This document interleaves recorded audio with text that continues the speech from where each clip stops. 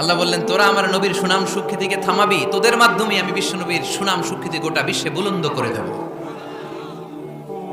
আবু জাহেল ঘোষণা দিল, খবরদার, হজের মৌসুম, হাজী সাহেবরা গোটা বিশ্ব থেকে আসবে, আমার দলের কর্মীরা তোরা যেটা করবি সেটা হচ্ছে হাজীদের কাছে যেয়ে বলবি মক্কায় নতুন এক পাগল আসছে, নতুন এক জাদুকর আসছে, নাম মুহাম্মদ। নাউজুবিল্লাহ পড়বেন না? খবরদার হাজী সাহেবেরা, এই পাগলের কাছে যেও না।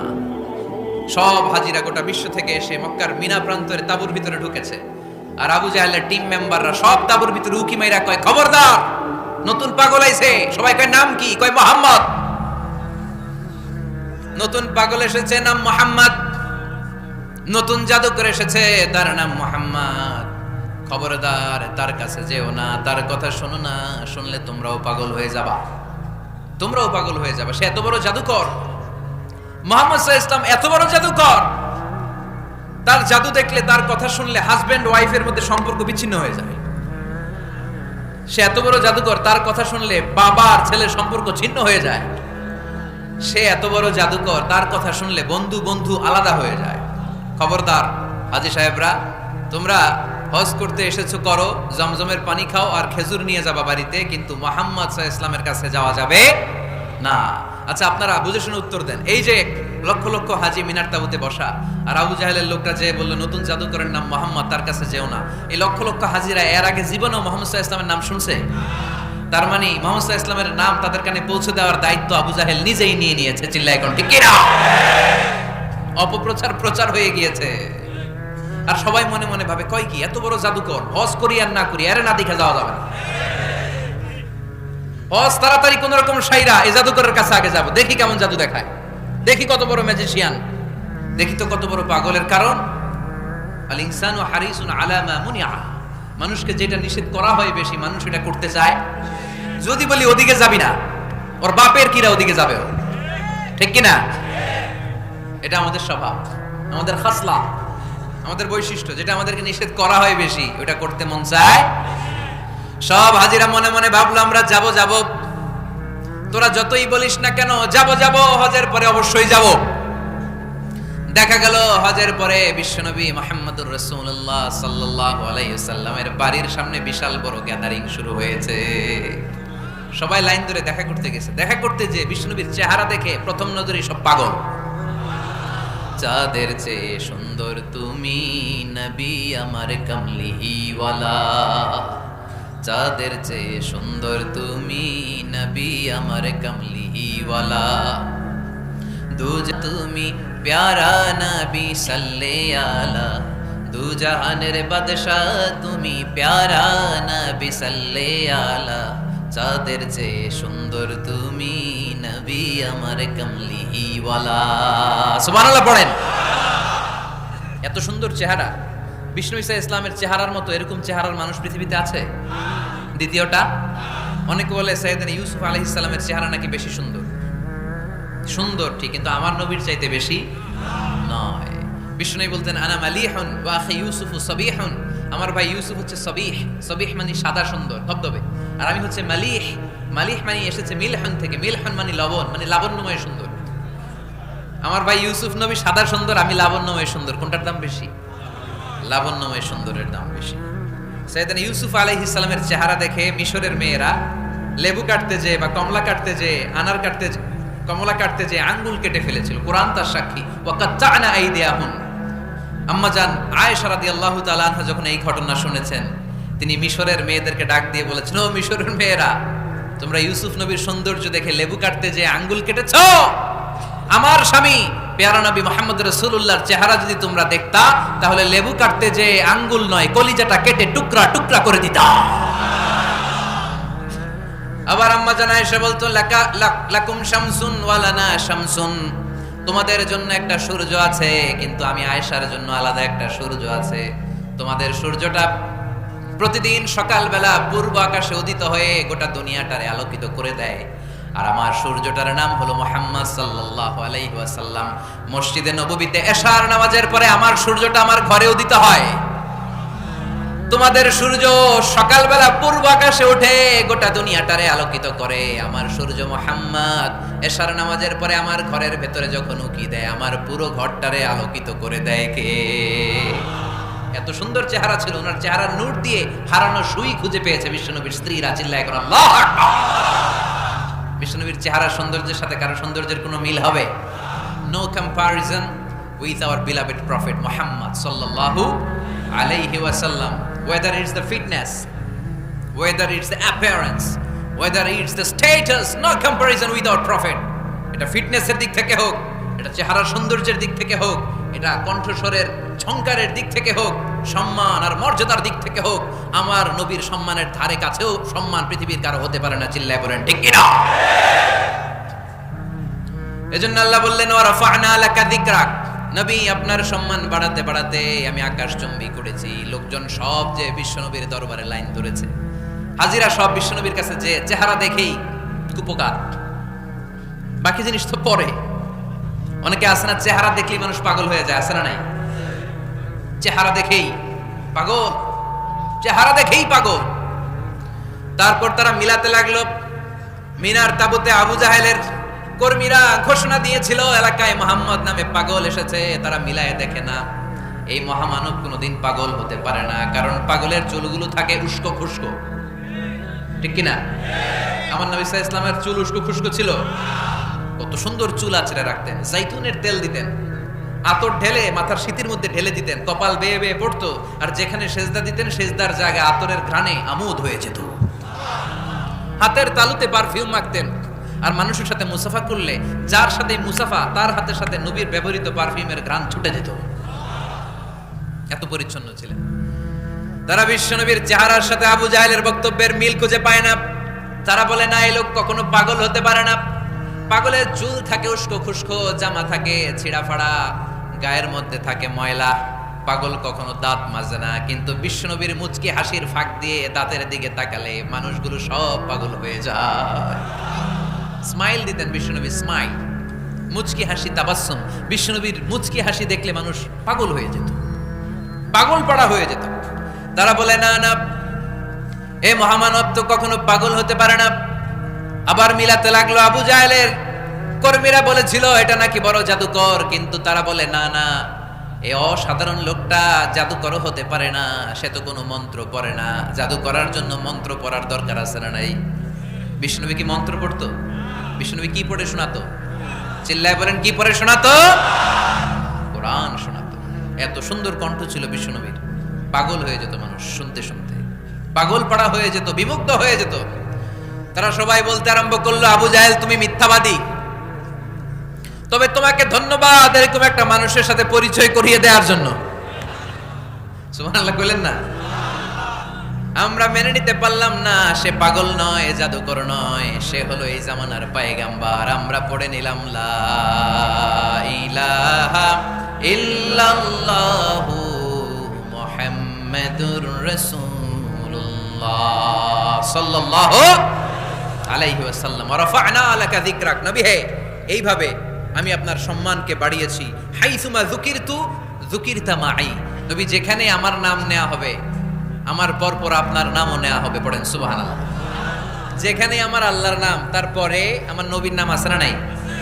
কালিমার ভেতরে লা ইলাহা ইল্লাল্লাহ আমার আল্লাহর নাম শোভা পায়, তারপরে মুহাম্মাদুর রাসূলুল্লাহ দ্বিতীয় বাক্যে আমার নবীর সুন্দর নামটা আছে না নাই? কালেমার মধ্যে প্রথমে আল্লাহর নাম, তারপরে নবীর নাম। হাইসুমা যুকিরতু যুকিরতা মাই।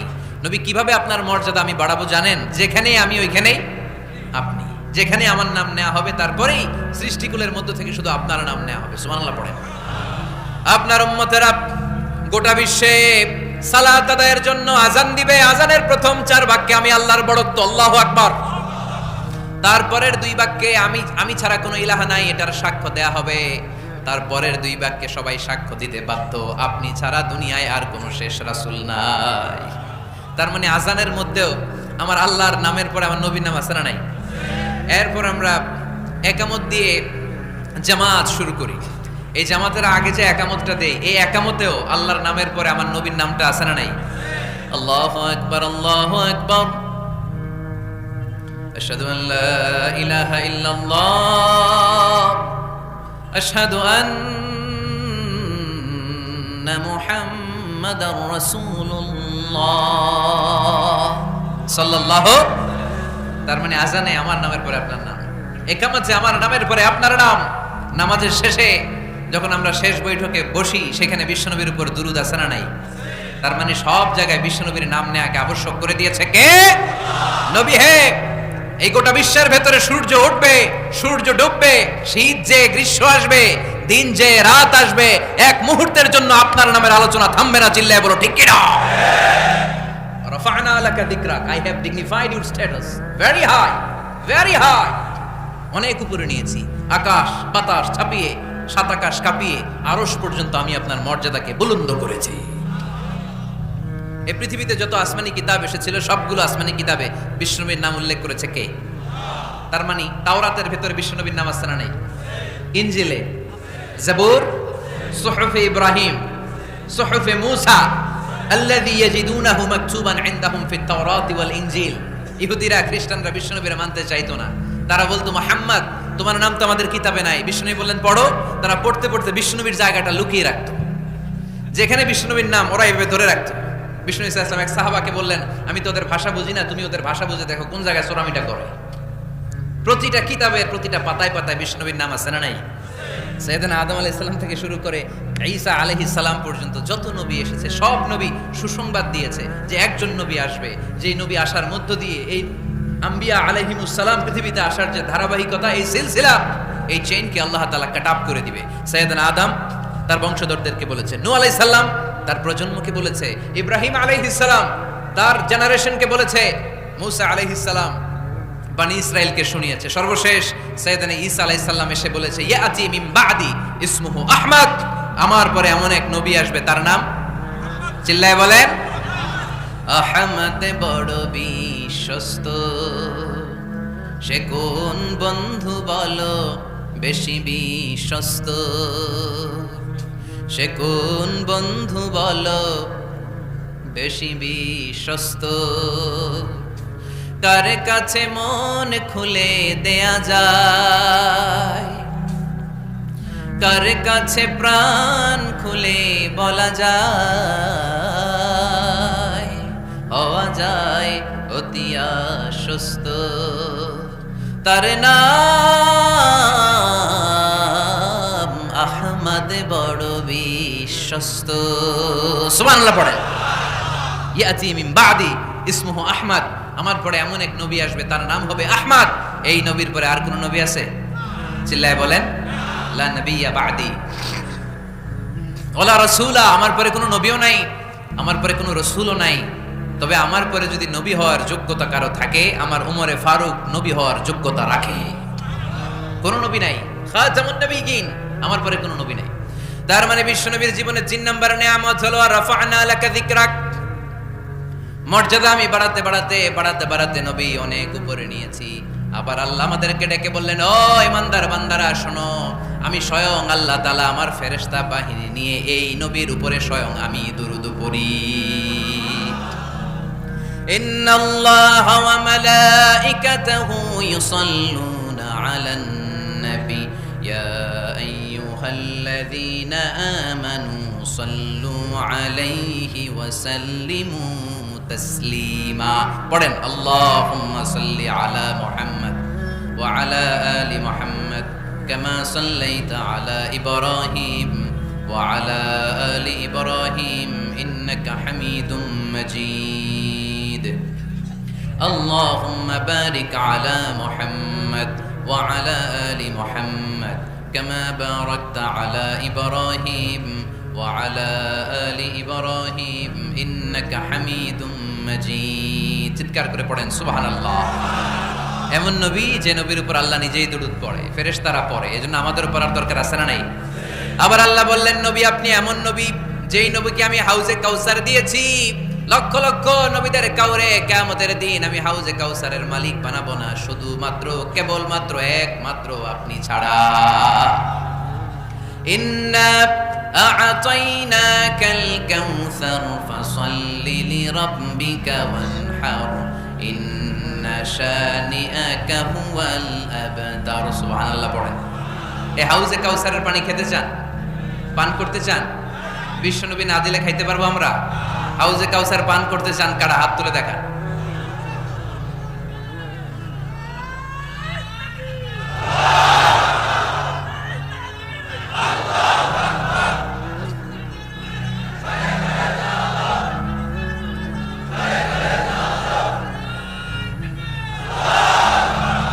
আহলা মিনাল আসাল, হাউজে কাউসারের পানি মধুর চেয়েও মিষ্টি।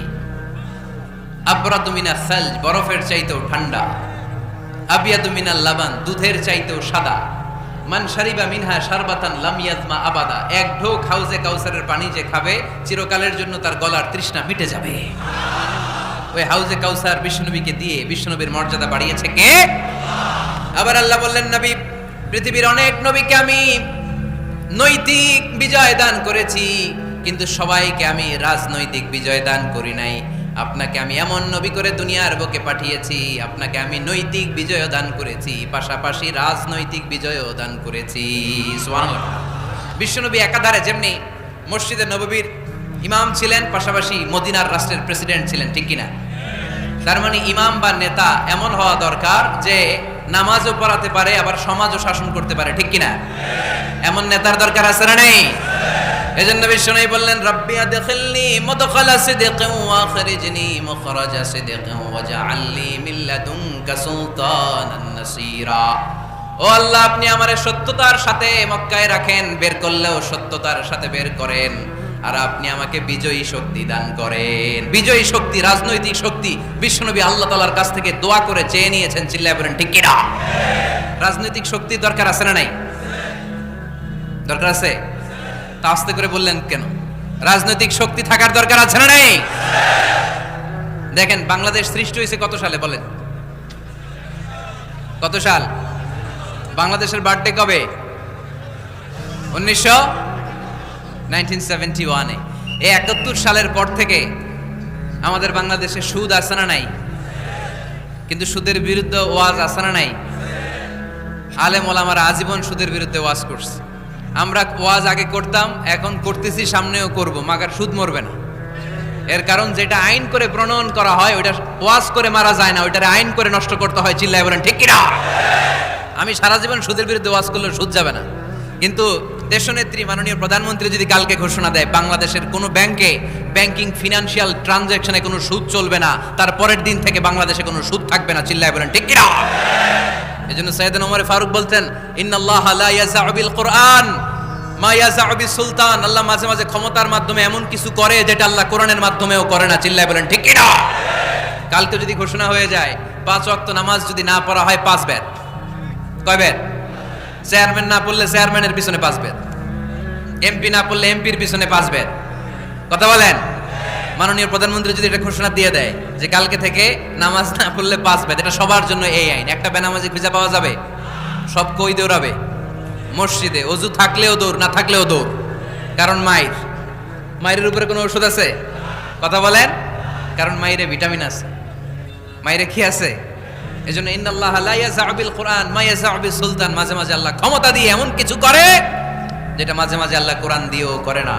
এজন্য অনেক নবীকে নৈতিক বিজয় দান করলো, বিশ্ব নবীকে শুধু নৈতিক বিজয় নয়, পাশাপাশি রাজনৈতিক বিজয়ও দান করেছে কে? 3টা নিয়ামতের ঘোষণা দিয়ে আল্লাহ বললেন, আলাম নাশরাহ লাকা সাদরাকা ওয়া ওয়াদা'না আনকা বিজরাক আল্লাযী আনকাদা যাহরাক ওয়া রাফা'না লাকা যিকরাক। পড়েন সুবহানাল্লাহ। নবী হে, আপনার মর্যাদা আমি অনেক বাড়িয়েছি। আপনার কথা শুধু মুসলমানেরাই বলে না, হিন্দুরাও বলে। আছে না নাই? গতকাল এক হিন্দু ভাই আমার হাতে হাত রেখে শাহাদা বাক্য পাঠ করে গাজীপুরে মুসলমান হয়ে গেছে। বিশ্বনবীর কথাগুলো যখন তারা শোনে, তারা নিজেদেরকে ধরে রাখতে পারে না। আপনারা মহাত্মা গান্ধীর নাম শুনেছেন? তিনি ভারতের অবিসংবাদিত নেতা। বিশ্বনবীর ব্যাপারে কমেন্ট করেছেন যে এরকম নেতা পৃথিবীতে আর দ্বিতীয়টা কখনো হবে না।